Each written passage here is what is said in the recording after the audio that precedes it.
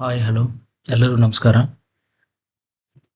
ಕರ್ನಾಟಕ ಸರ್ಕಾರ ಜಾರಿಗೆ ತಂದಂತಹ ಗ್ರಾಮ ಪಂಚಾಯತಿ ಸಿಬ್ಬಂದಿಗಳಿಗೆ ನಗದು ರಹಿತ ಆರೋಗ್ಯ ಸೇವೆ ಪಡೆಯಲು ಕರ್ನಾಟಕ HRMS ನಲ್ಲಿ ನೋಂದಣಿ ಪ್ರಕ್ರಿಯೆಯನ್ನು ಹೇಗೆ ಮಾಡೋದು ಅಂತ ನಾನು ನಿಮಗೆ ತಿಳಿಸ್ಕೊಡ್ತೇನೆ.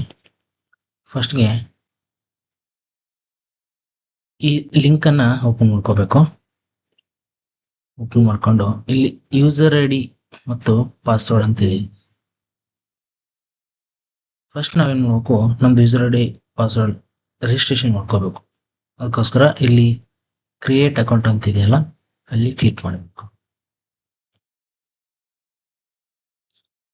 ಮಾಡಿದ್ಮೇಲೆ ಇಲ್ಲಿ ನಿಮ್ಮ ಆಧಾರ್ ಸಂಖ್ಯೆಯನ್ನು ಹಾಕಿ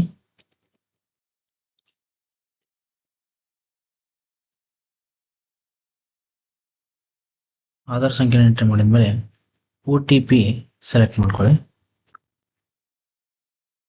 ನಿಮ್ಮ ರಿಜಿಸ್ಟರ್ ಫೋನ್ ನಂಬರ್ಗೆ OTP ಬರುತ್ತೆ. OTPಯನ್ನು ಎಂಟ್ರಿ ಮಾಡಿ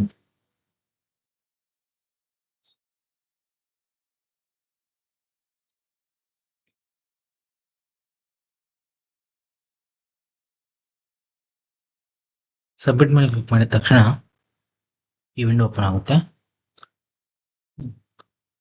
ಓಪನ್ ಆದಮೇಲೆ ಇಲ್ಲಿ ಫೋನ್ ನಂಬರನ್ನು ಎಂಟ್ರಿ ಮಾಡಿ, ನಿಮ್ಮ ಫೋನ್ ನಂಬರನ್ನು. ಇದೇನು ಅಡ್ರೆಸ್ ಎಲ್ಲ ನಿಮ್ಮ ಆಧಾರ್ ಕಾರ್ಡ್ ಇರ್ತಕ್ಕಂಥದ್ದೇ ಇಲ್ಲಿ ಫೆಚ್ ಆಗಿರುತ್ತೆ. ನೀವೇನು ಮ್ಯಾನ್ಯಲ್ ಆಗಿ ಎಂಟ್ರಿ ಮಾಡೋ ಅವಶ್ಯಕತೆ ಇಲ್ಲ.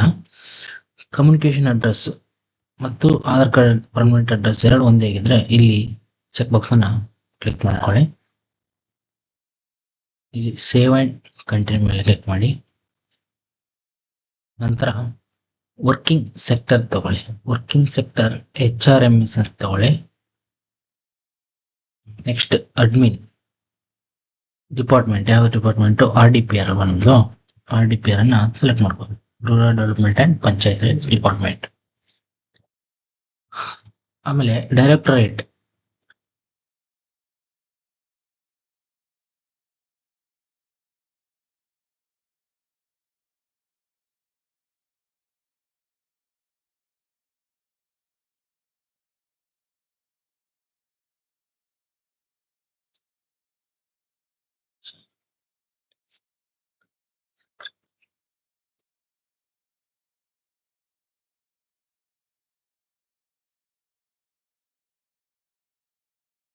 ಇಲ್ಲಿ rural development and panchayat Raj secretariat ತೆಗೆದುಕೊಳ್ಳಿ.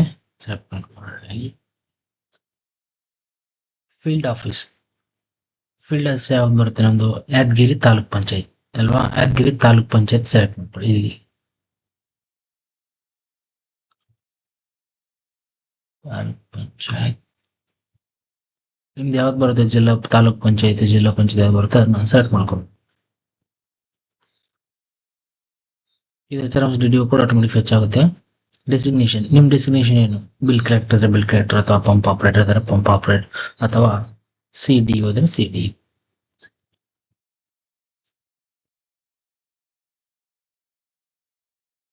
ಟೈಪ್ ಆಫ್ ಎಂಪ್ಲಾಯ್ಮೆಂಟ್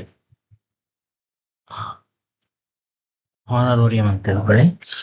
ನಂತರ ಕಾಂಟ್ಯಾಕ್ಟ್ ಟೈಪ್ ರಿನ್ಯೂವಲ್ 5 years ತೆಗೆದುಕೊಳ್ಳಿ.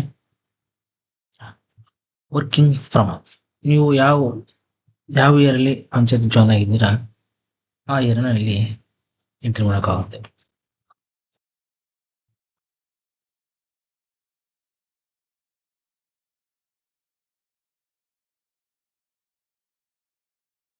ಗ್ರಾಮ ಪಂಚಾಯತ್ ಅಂತ ತೆಗೆದುಕೊಳ್ಳಿ.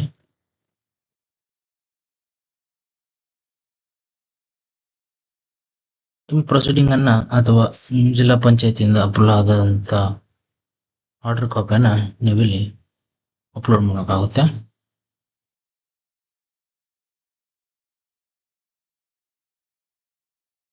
ಸೆಲೆಕ್ಟ್ ಮಾಡ್ಕೊಳ್ಳಿ. ಇದು 500 KB ಒಳಗೆ ಇರಬೇಕು. ನಂತರ ನಿಮ್ಮ ಸ್ಯಾಲ್ರಿ ಎಷ್ಟು? ನಮ್ಮ ನಾರ್ಮಲ್ ಆಗಿ 20,000 ಕೆಳಗಿದೆ. ಎಸ್ ಅಂತ ಕ್ಲಿಕ್ ಮಾಡ್ಕೊಳ್ಳಿ. ನೆಕ್ಸ್ಟ್ ಸೇವ್ ಅಂಡ್ ಕಂಟಿನ್ಯೂ ಮೇಲೆ ಕ್ಲಿಕ್ ಮಾಡಿ. ಪಾಸ್ವರ್ಡ್ನ ಕ್ರಿಯೇಟ್ ಮಾಡ್ಕೊಳ್ಳಿ. Password must be 12 to 15 character long ಇರಬೇಕು. At least 1 upper case letter, 1 lower case letter, 1 number and 1 special character ಇರಬೇಕು. ಸೊ ನಾನಿಲ್ಲಿ ಪಾಸ್ವರ್ಡನ್ನು ಕ್ರಿಯೇಟ್ ಮಾಡ್ತಾ ಇದ್ದೀನಿ.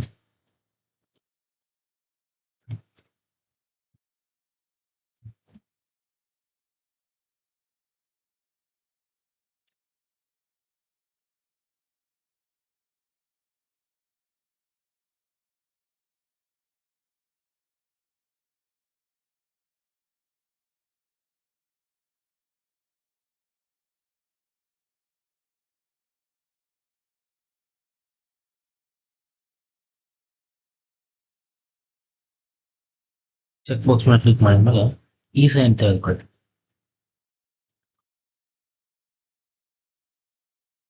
ಇಲ್ಲಿ ಸ್ವಲ್ಪ ಲೋಡಿಂಗ್ ಆಗುತ್ತಾ.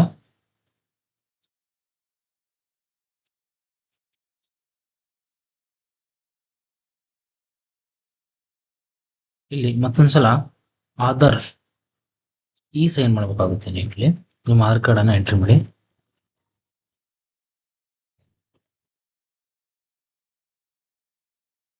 ಗೆಟ್ ಒ ಟಿ ಪಿ ಮೇಲೆ ಕ್ಲಿಕ್ ಮಾಡಿ.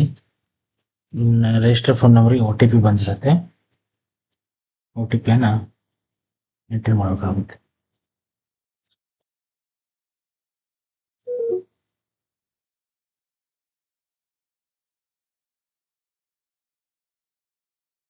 ಇಲ್ಲಿ ಚೆಕ್ ಬಾಕ್ಸ್ ಮೇಲೆ ಕ್ಲಿಕ್ ಮಾಡಿದ ತಕ್ಷಣ ಸಬ್ಮಿಟ್ ಮೇಲೆ ಕ್ಲಿಕ್ ಮಾಡಿ.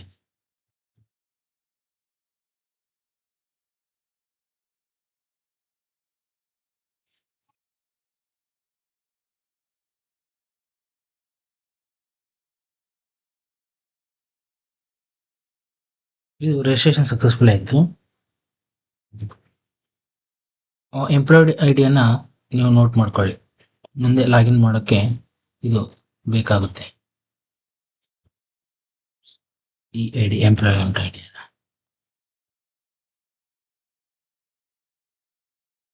ನಂತರ ಲಾಗಿನ್ ಮೇಲೆ ಕ್ಲಿಕ್ ಮಾಡಿ. ಇಲ್ಲಿ ಎಂಪ್ಲಾಯ್ ಐ ಡಿನ ಪೇಸ್ಟ್ ಮಾಡ್ಕೊಳ್ಳಿ. ನಂತರ ನೀವು ಸೆಟ್ ಮಾಡಿರ್ತಕ್ಕಂಥ ಪಾಸ್ವರ್ಡ್ನ ಇಲ್ಲಿ ಎಂಟರ್ ಮಾಡಬೇಕು.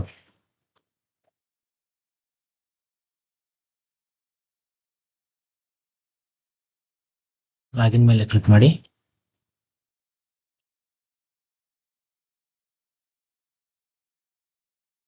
ಇಲ್ಲೇನೇನು ಬರ್ತದೆ ಅಂದರೆ entered user I D is not been approved from the concerned officer, hence you are not allowed to login ಅಂತ ಬರ್ತಾ ಇದೆ. ಸೊ ಇದರ ಅರ್ಥ ನಾವು ರಿಜಿಸ್ಟ್ರೇಷನ್ ಮಾಡಿದ್ದೀವಿ, ಇನ್ನು ಡಿ ಡಿ ಒ ಕಡೆಯಿಂದ ಅಪ್ರೂವಲ್ ಆಗಿಲ್ಲ. Once D D O approval ಕೊಟ್ಟ ತಕ್ಷಣ ನಮಗೆ ಇಲ್ಲಿ ಮೆಸೇಜ್ ಬರುತ್ತೆ. ನಿಮಗೆ ನಿಮ್ಮ ರಿಜಿಸ್ಟರ್ ಫೋನ್ ನಂಬರಿಗೆ ಮೆಸೇಜ್ ಬಂದಿರುತ್ತೆ. ಮೆಸೇಜ್ ಬಂದ ತಕ್ಷಣ ನೀವೇನು ಮಾಡಬೇಕು, ಇಲ್ಲಿ ಲಾಗಿನ್ನಲ್ಲಿ ಯೂಸರ್ ಐ ಡಿ ಮತ್ತು ಪಾಸ್ವರ್ಡ್ ಆಗಿ ಲಾಗಿನ್ ಮಾಡಬೇಕು. ಲಾಗಿನ್ ಮಾಡಿದ ತಕ್ಷಣ ಮುಂದಿನ ಪ್ರೊಸೆಸ್ ಹೇಗೆ ಅಂತ ನಾನು ಹೇಳ್ಕೊಡ್ತೀನಿ. ಧನ್ಯವಾದಗಳು. ಈ ವಿಡಿಯೋ ನಿಮಗೆ ಇಷ್ಟ ಆಗಿದ್ರೆ ಲೈಕ್ ಮಾಡಿ, ಶೇರ್ ಮಾಡಿ ಮತ್ತು ನನ್ನ ಚಾನಲ್ ಸಬ್ಸ್ಕ್ರೈಬ್ ಮಾಡಿ ಅಂತ ಹೇಳ್ತಾ ಇದ್ದೀನಿ. ನಮಸ್ಕಾರ.